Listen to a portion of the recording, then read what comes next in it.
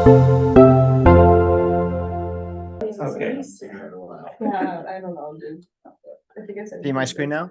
No, I'm seeing stuff. No, I think I'm messing this up. Hold on. I can see it with some. Are you the, yeah, we don't have it here quite yet. Are you 53-year-old man? Yep. Okay, hold on. All right, and then can I get rid of this view standard side by side? All right, we're good. Got All it. right. So a 53-year-old man. The vision in the left eye started getting foggy yesterday morning at 9 a.m. with spider webs. Today felt a little better. Medical history includes diabetes type 2 since 2015, CVA, hypertension, hypercholesterolemia, and history of herniorrhaphy. I think. And so medications include lisinopril, simvastatin, glipizide, metformin, aspirin, vitamin. His vision is 2025 and 2040, pinholes to 2032. IOP 15 and 12. All right, so his muscles are probably not doing so good. Okay, this is a color fundus photo of his right eye. The vitreous appears clear. The vessels, maybe a little attenuated, but look okay. The nerve looks okay, has sharp borders. I don't see any like frank MUV, and then the macula or the posterior pole, you see some dot blots, kind of isolated to like the superior-temporal area, and then a little bit of a blunted foveal reflex. All right, very good. Oh, okay. Well, that's the spider webs. This is the left color fundus of the left eye. The media, your attention's drawn to the vitreous heme. So both in the center, above the center macula, and then also inferior to the nerve. There is also, if you go focus beyond the heme, you can see some nasal, I think pre-retinal hemorrhage. It's hard to tell behind the vitreous. And then same with maybe some attenuation of the vessels, but the nerve itself looks sharp. And then I don't think there's MVD. I think those are all look like the normal vessels, but maybe some crowding of You're it. pointing to this here, maybe? Yeah. Yeah, she's looking inferior to the nerve. There's just infratemporal right there, looks maybe like NVD. But I can't really tell. It's not. Here, you can give her this point. The internet people can't see this, but we can. And then it's hard to see the center macula. I think I can kind of see the fovea, but I can't see if there's any NV in this area. And then of course in the posterior pole, and then also the near periphery, you can see scattered dot blots. And then is this artifact? Is this Not artifact. okay? Yeah. So then like a cotton wool spot. No. Oh no, because it's obscuring the vessel. What layer is that? So if it's obscuring the vessel, then that means it's the radial peripapillary. Yeah, but the radial peripapillary stops over here, Hmm. so you're not in the right spot. Oh, so it's just fibrosis. Yes. Okay. Okay, and then is this artifact or is this also some fibrosis? That might be something too. Okay. She's pointing temporal to the macula, about 3 disc diameters temporal and up a little bit. Right there. Yeah, that white Yeah. spot. I can't tell if that's artifact or some other. Yeah.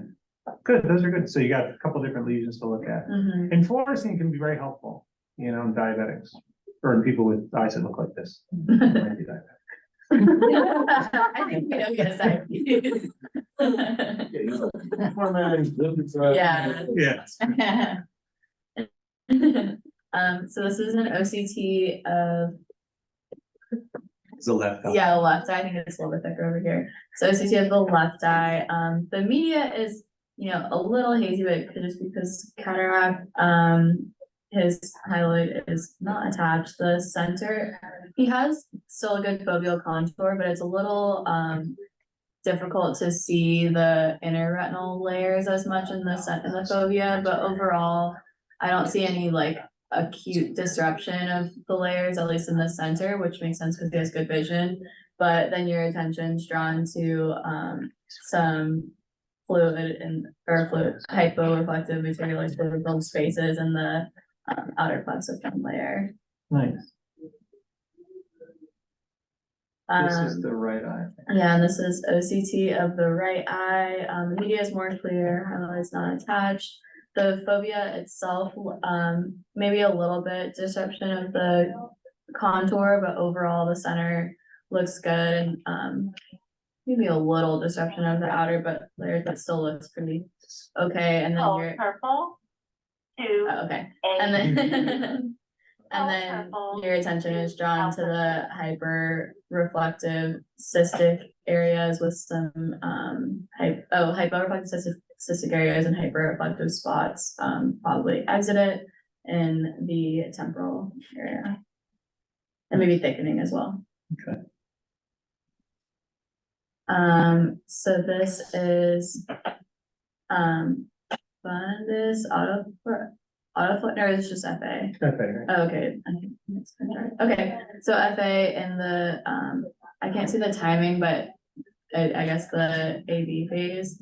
50. 59 seconds or 1 minute. Okay, so it looks like the AV phase because both the vessels are lit up. And then there's all these hyper reflective, like speckled areas in the near periphery, as well as a hypo-reflective, like punctate area in between two vessels in the temporal, I guess right outside the temporal macula. And then a couple hyper-reflective, Fluorescent. hyper-fluorescent areas that I guess as we go on, we can see if they stay the same size or not. Good, perfect. Is there asymmetry between the superior and inferior arcade? Fluorescence? Fluorescence, a little bit, but that's okay. That might just be, I don't think that means anything. But Okay, yeah, I do see the bottom looks a little, I don't know, it might be actually, honestly, I think it might just be the angle of the TV we're looking at. yeah, No, yeah, there is actually symmetry.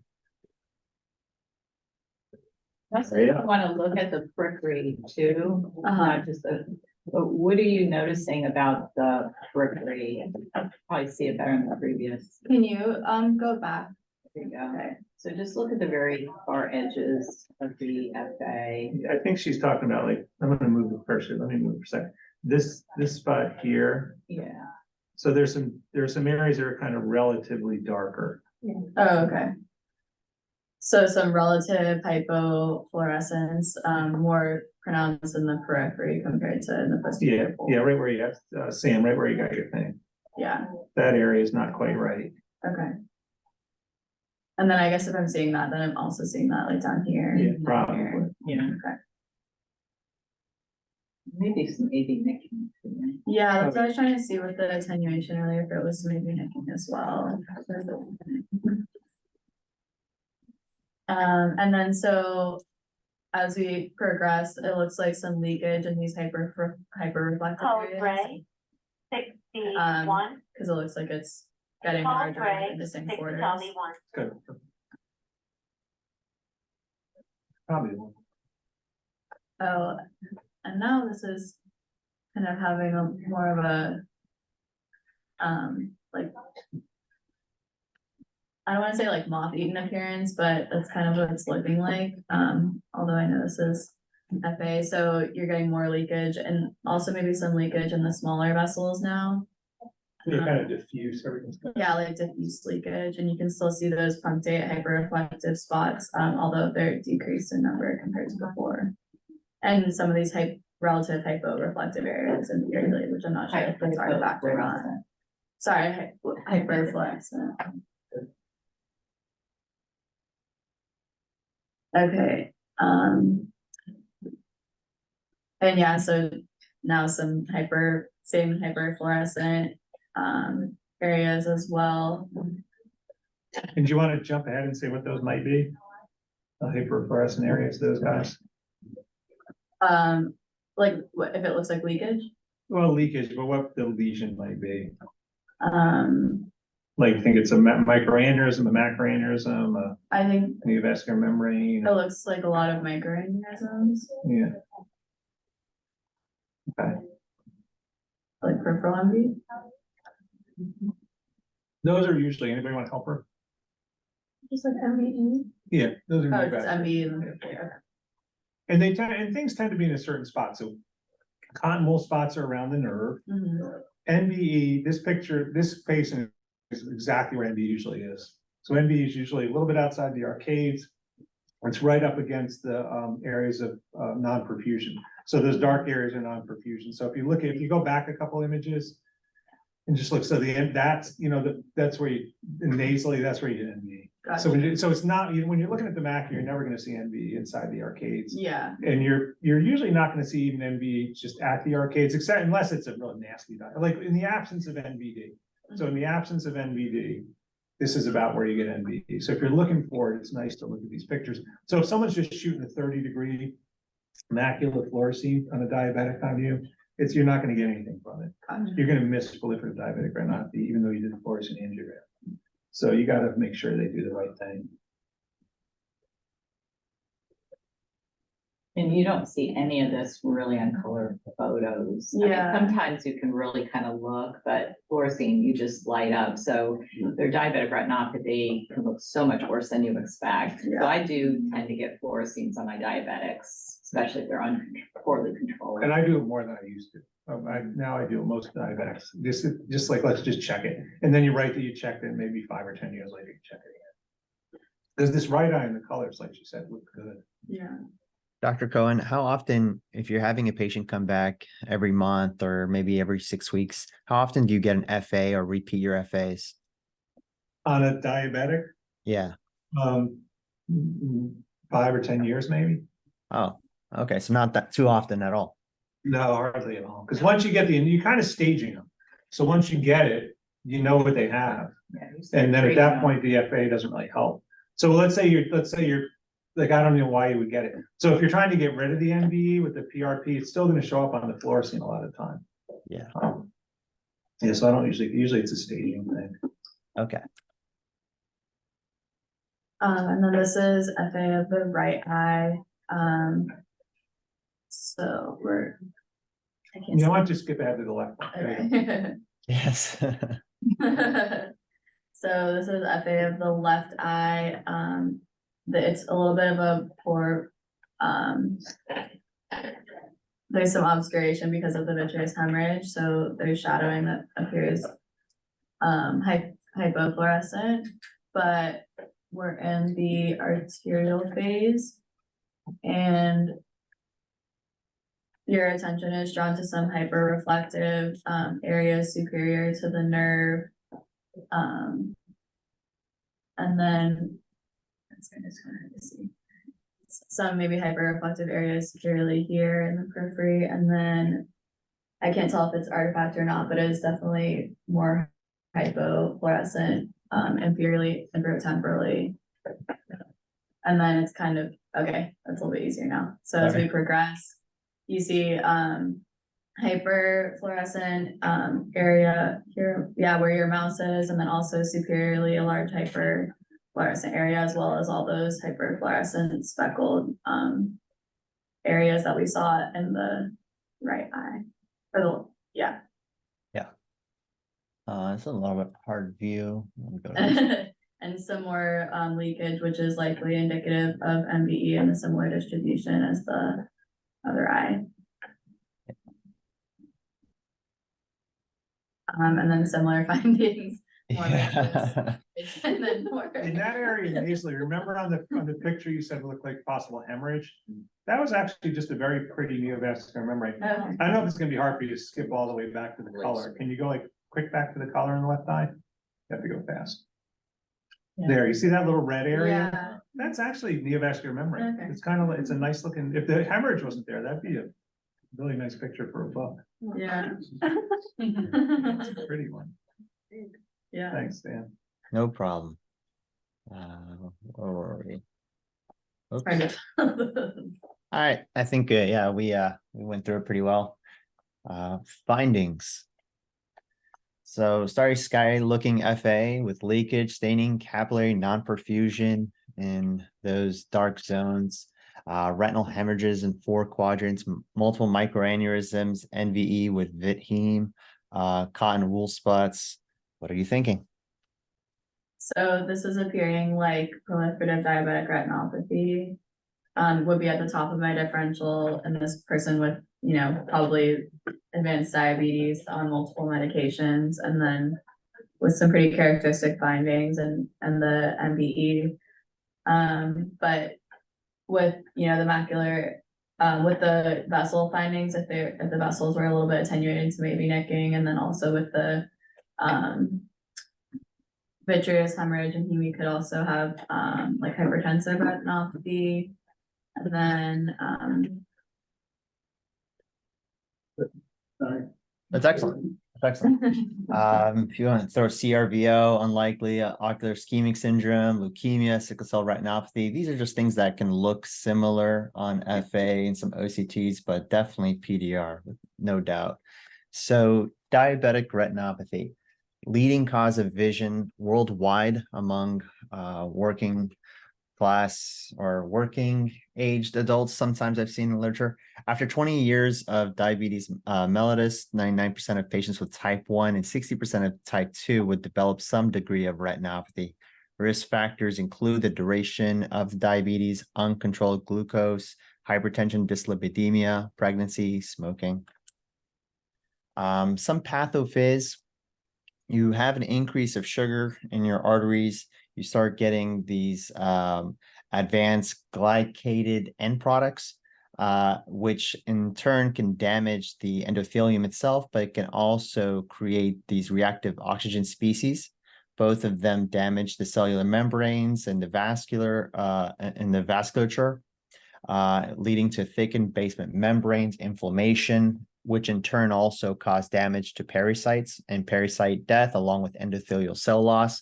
When you start having degradation of the endothelium, you start losing breakdown through the blood retinal barrier, leading to hyperpermeability, which then you get leakage of exudate.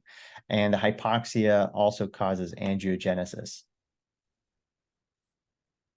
Some subtypes of diabetic retinopathy, NPDR, you get microaneurysms and they subsequently rupture to form hemorrhages deep in the retina, appearing as dot blot hemorrhages, which are believed to be the result of activated leukocytes adhering to and damaging the retinal capillary walls, which eventually lead to capillary occlusion. The obstruction can then cause infarctions in the NFL, resulting in what we see as cotton wool spots. Diabetic macular edema, you're more likely to get DME and PDR than NPDR, but it can happen throughout any of the spectrum. DME is typically caused by inflammatory cytokines, which are upregulated, resulting in fluid leakage into the retina, depositing under the macula. Sediment left behind from the edema leads to waxy yellow lipid byproducts referred to as hard exudates. Macedema can occur in NPDR. PDR, continued ischemia, stimulates retinal cells to release VEGF, allowing the formation of new blood vessels. They then arise in the interface between perfused and non-perfused area as retinal neovascularization. They can also originate from the optic disc or iris. These new vessels are very immature, fragile, permeable, bleed easily, as you all know really well. And you can also get traction retinal detachments because of the vascular bundles that are associated with it. So some classifications would be, you start with a mild NPDR. I want to say this is what they used to call background diabetic retinopathy. I imagine is our current mild. I might be wrong about that though. Is that true, Dr. Cohen? Do you guys still use BDR? Actually, BDR became NP. So background, I think, is now NPDR. So we kind of have background and proliferative. So now it's NPDR and proliferative. Yeah. Okay. And so in NPDR and mild, you just have the microaneurysms. In moderate, you start having the dot blots, and you start having exudate. And if you start having exudate within 500 microns of the macula, you might start getting some CME, or what we call visually significant CME. And then severe NPDR is moderate. So you have the dot blot hemorrhages and exudate, but you also have venous beading, ERMAs, and there was one more, and just intraretinal hemorrhaging. So then there's the 4-2-1 rule, which the 4 hemorrhaging throughout 4 quadrants in the fundus, or 2 quadrants of venous beading, or 1 ERMA. And then PDR is new vessel formation. So if you see any type of neovascularization, you have PDR. Or if you see any type of hemorrhaging happening in the vitreous or tractional retinal detachment, you are by default PDR. Actually, I would go just with the new vessels. The sure. hemorrhaging, I would just say vitreous hemorrhage in the absence of new vessels, I don't think gets you into the PDR range. I'm just saying that because I can tell you it's not uncommon to see a patient with non-proliferative diabetic retinopathy get a PVD, a vitreous hemorrhage, and end up with a PRP. That's a really good point. And it was a PV, it wasn't proliferative, it was a PVD that did it. And it's a challenge to get that right, but it's just one of those things you gotta figure So out. yeah, I'll typically get an FA. You also want to do a good scleral prostate too. So Right. it's break. There, so you can think it's PDR, it's there, so you can get it wrong PRP both ways. probably helps break. Right. maybe Yeah. A little bit, but you want to treat the right thing, so. Yeah.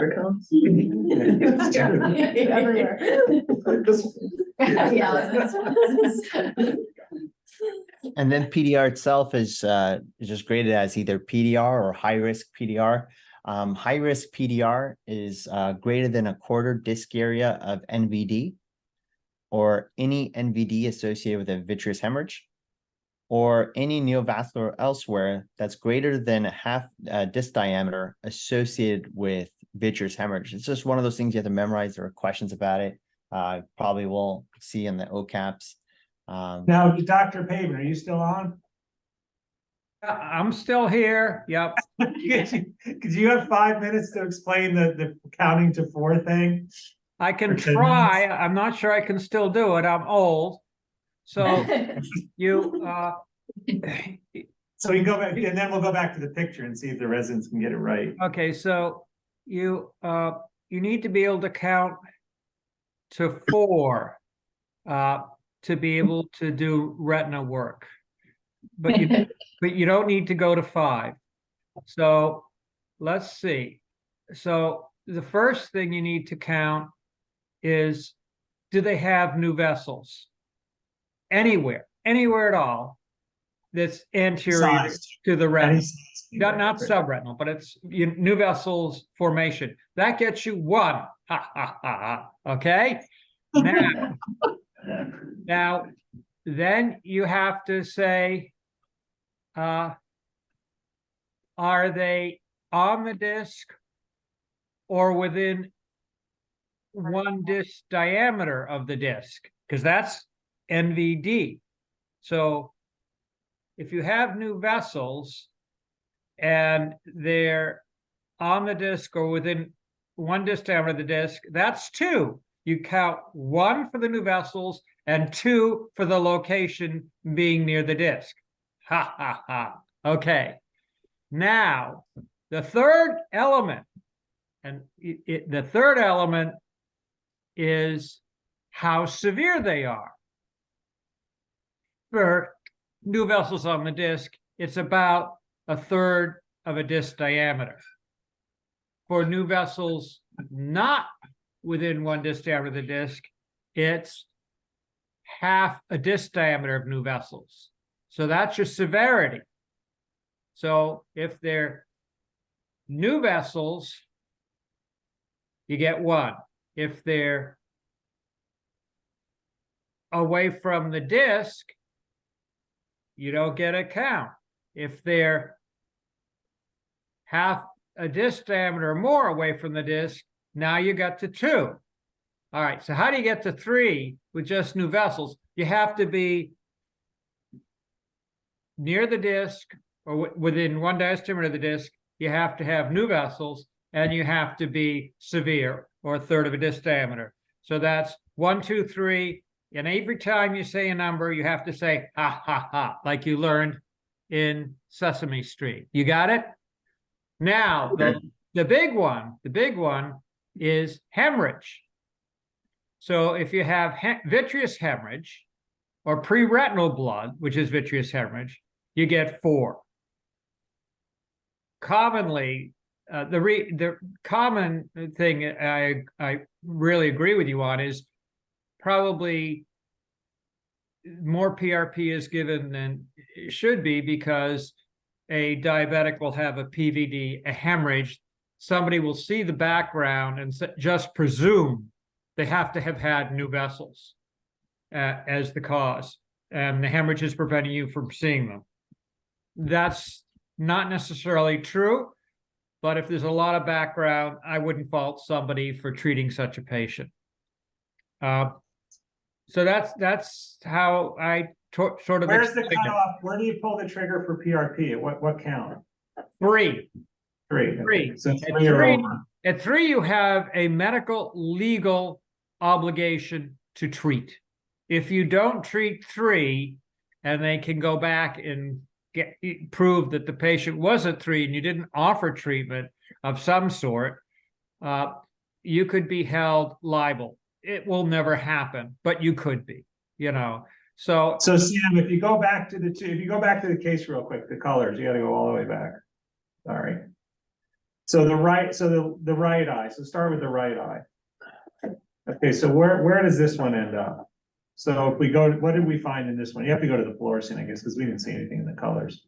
So if you go to fluorescein in the right eye, is there neovascularization? Yeah. Keep going. Go ahead. Did you guys say yes or no to that? So you got one neovascular. I'll let them do. Should we have one of the first years do it? Oh, okay, good, yeah. All right, Yasmin, you want to do it? Sure. Okay. Is there neovascularization? So yeah, there is. Okay. Like superiorly. Good. Is there neovascularization of the disc? No, wait a minute. She has to say 1. I don't think there's neovascularization. So you have to say neovascularization 1, and then you say ha ha ha. Wow. Okay. Wow. No MVP. Okay, so that's no count. So is there extensive neovascularization? Is any of which was half disc diameter? So go forward one more image. You can see some of these, or go a couple actually. So those, I don't know. Yeah, that's a disc. Yeah, I would say it's pretty extensive. So that's extensive. So that's, you gotta count and say ha ha ha. So 1 ha. Let's do They say ha ha again. Okay, and then is there vitreous hemorrhage? Then there is vitreous hemorrhage. In the right eye? No, on the right eye. Okay. So this is no vitreous hemorrhage. So this would be 2. good, 2. Okay, so now you gotta do the other. So do you treat at 2? No, you would treat at 3. Why don't you treat at 2? These You're are not first years. obligated. Many people would. The risk of being 5/200ths within 2 years jumps from about 10% at 2 to about 30% if you get to 3. And it's 40% if you get to 4 on your count. That's the big difference between 2 and 3 is the jump. And now this is a diabetic retinopathy study, which was the original study.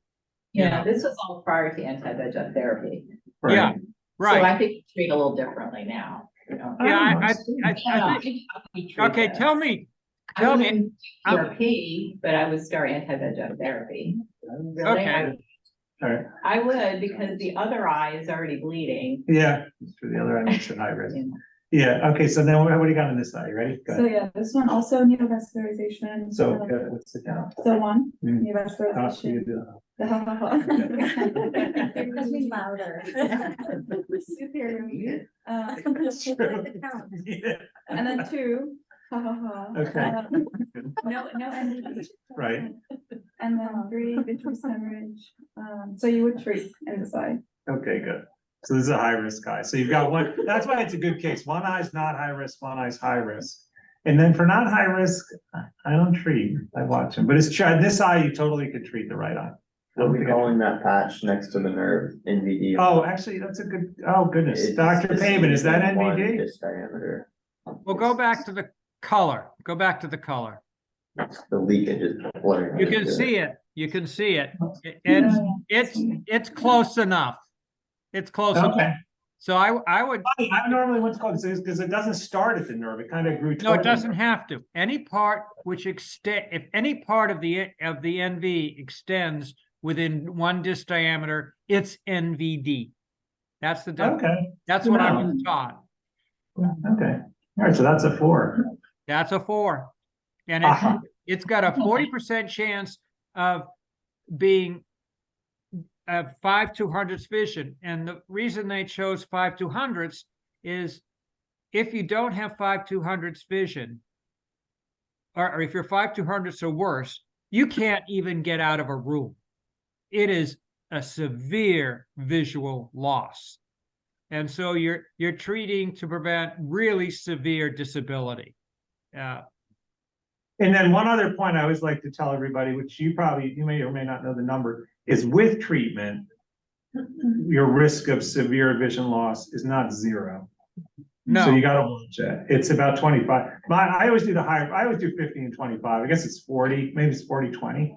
But so if you have severe, like grade 4, like 1, 2, 3, 4 PDR, without treatment, your risk of severe vision loss is 40%, I say 50. And then with treatment, it's about 20, 25. Because what will happen is at some point in your career, you'll be treating somebody for something and they'll get worse anyway, and they'll get angry at you if you say the treatment prevents vision loss, because it doesn't. It reduces the risk of vision loss. Well, one of the things towards the end of my career that I could never get the answer to, but was if you have severe fibrovascular proliferations that are extensive, if you give anti-VEGF, you can cause a contraction and a macular detachment. And Sure. and this came out of, I think, Harry Flynn noticed this, but it's never been extensively studied as far as I know, but there may be more data now. And I asked, Clinch syndrome. Oh, Sam's gonna get to it. okay, Oh, and- Sam's not- all right, Oh, I so Sam, apologize. I don't mean to steal. Go ahead.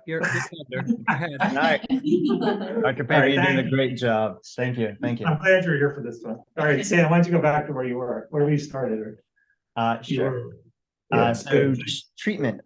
So from the DRCR protocol T has been shown that all 3 of these drugs are effective for mac edema therapy with similar visual outcomes. If visual acuity was 20/50 or worse, Eylea was superior visual outcomes at years 1 and 2, and it was superior to Lucentis at year 1 only. Protocol. So I think a lot of retina specialists would usually start with Avastin, then switch to Eylea rather than Vabysmo first, right? Yes, well, I don't know. This one didn't have Vabysmo in it, so you use Eylea instead of Lucentis. Vabysmo is pretty good. Yeah. And then protocol V showed that with patients with 20/25 or better, you can just watch them. And then compared well to treatments with patients who got anti-VEGF therapy. PDR, protocol S showed that anti-VEGF drug ranibizumab was non-inferior to PRP. No difference between injections alone versus PRP alone in the odds of getting a tractional retinal detachment. Vitrectomy in the setting of a non-clearing vit heme or fibrovascular bundles or TRD is typically the preferred approach. And crunch syndrome, which Dr. Pavin alluded to, which is when you get progression to tractional RD following an anti-VEGF injection in patients with PDR. Incidence has been reported between 1.5 to 18.4%, which sounds pretty high to me.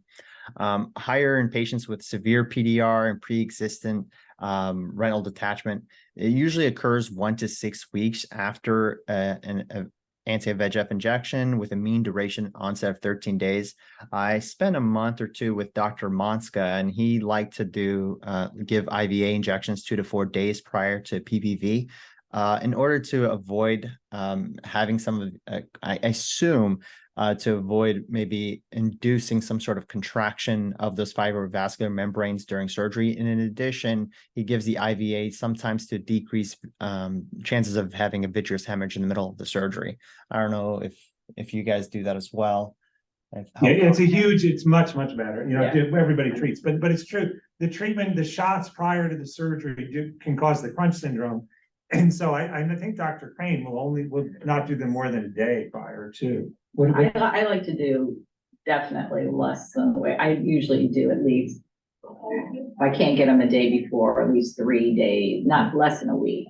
Yeah. I also, if it's not an urgent situation, I'll try to get as much PRP in the eye as possible. Like this patient, I would just laser before I take them to the vitrectomy. So I would laser first, and then within 3 days or so, do anti-VEGF and then take them to surgery.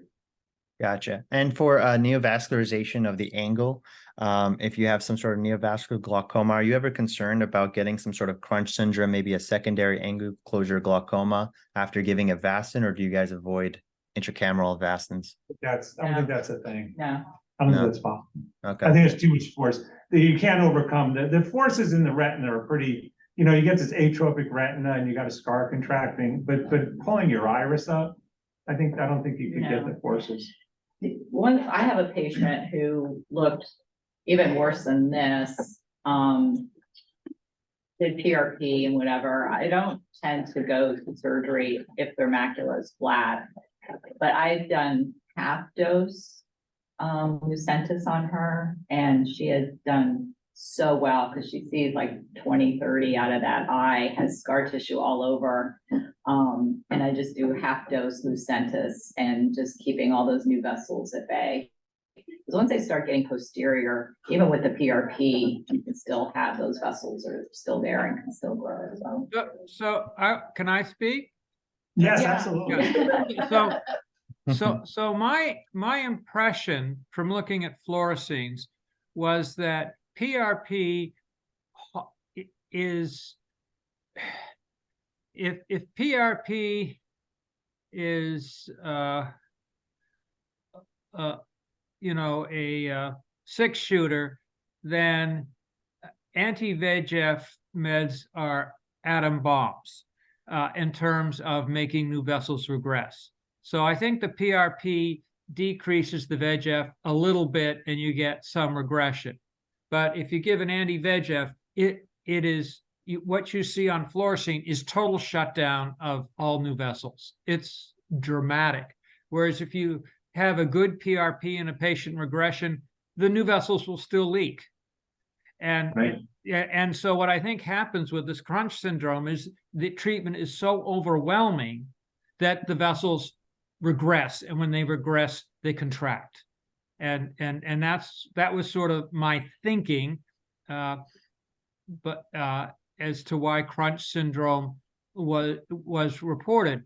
Of course, with PRP, you can get, and the real advantage of the VEGF, when I thought about it over my career, was after I started doing the pre-surgery injections, I hardly ever had any intraretinal bleeding that would slow me down. It was just dramatic, the difference.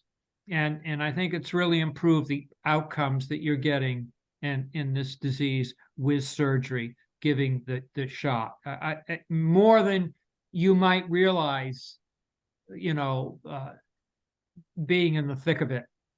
Yeah, Dan's old like I am, and we used to lose eyes. Like if you did this eye without Avastin, there's probably a 20% chance that would be a blind eye. But see, I because you think get bleeding and drop and you just couldn't control it. going along what you said, kind of gradually decreasing anti-VEGF by doing PRP in sessions may decrease that crunch effect, right? Yes. Which is why I like to do it before surgery, because if you get an eye that's that severe, you want to start decreasing the VEGF, and then when you hit them with the injection, granted, you're not waiting too long to take them to surgery, so that crunch effect may not be an issue, but yeah, it's bad when you see eyes with no laser at all. And I still like to do a lot of laser in these patients. Yeah, well, sometimes you can't get it in and you give the shot. Yeah, right, that's the problem, people with vitreous hemorrhage, right, yeah. And then you can give PRP at the time of surgery, you know. Yeah, oh yeah, absolutely. So, yeah. In terms of new vessels in the angle, I actually looked at this when I was at Iowa, and new vessels in the angle in a diabetic are not terribly rapidly progressive, and they will go away with PRP. That is probably, at least up until the time of VEGF, was the only study where there was a control that showed that if there was no treatment, the new vessels persisted, and if you did treat, the vessels went away. And a statistically controlled study. It wasn't, and it was randomized. Well, it wasn't randomized because it was controlled by, the control consisted of patients with new vessels that had to wait to get treatment. So at Iowa, basically, the Iowa City was the only place you could get treatment because one of the few places where there was a laser, and we were backed up. So you'd see a patient, they'd have new vessels, and I didn't treat it as an emergency. I'd schedule them, and that meant 6 weeks. So it is 6 weeks observation period. And then I'd bring them back after 6 weeks, and the new vessels would be gone after the treatment. And that the DRS never showed that PRP made new vessels regress by photographic analysis. It's all. Yeah, I remember that was a mistake people were making when I was younger, and they probably still do now, is treating with PRP to induce involution, because it just doesn't really happen. So you keep adding and adding and adding. So you're trying to get a full PRP. Yeah, but it's interesting that they took thousands and thousands of pictures for the DRS, and they never did an analysis. So they never reported an analysis. What happens to the new vessels photographically? It was never reported. And all those pictures were eventually thrown out because they kept copies. They kept copies of everything. And when I was at Iowa, I had access to those copies. They were in the room the laser was in. And you could just open a file and start going through visit by visit. And you'd see that the eye would get new vessels, and then shortly thereafter, a couple, 2-3 visits, if they were randomized to no PRP, and you could tell because there was no PRP given, you suddenly had no photographs after that because they had bled and the eye was gone, basically, as a vision. Whereas if they got PRP, you kept on seeing photographs of the fundus. But they never reported it. It's and then they threw everything out. They threw everything out. And that it was probably a major cost of the study was the photographs. It was funny, you know. And people don't realize it. It's all based on vision.